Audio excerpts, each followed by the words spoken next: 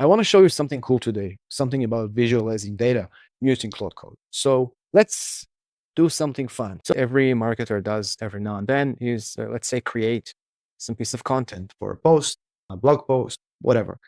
I want to ask Claude to write me a blog post just for the sake of it and see how we get the product, which is usually a text, white text on a black background, or a Markdown file, which is a TXT file. Most of us really don't like to read. Let's really give it a try and see what. Okay, so we waited a little bit and Claude did his job. He wrote me a blog post based on some video I made. Doesn't matter for the purpose of this video. Let's go to the bottom end.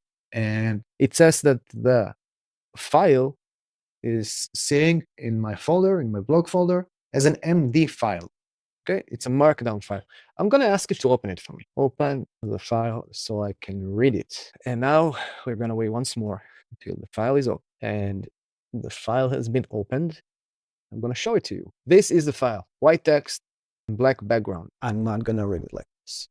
Absolutely not. So instead, what I'm going to do is I'm going to ask Claude to better show it to me in an HTML file based on my brand book. And I'm going to tell it directly, hey, Claude, file is too dull, boring. Please open the file in a nicely designed HTML file so it's better for me to read, and then open the file for me. So as you can see, right before we go to our HTML file, this was basically the blog post written in a Markdown file.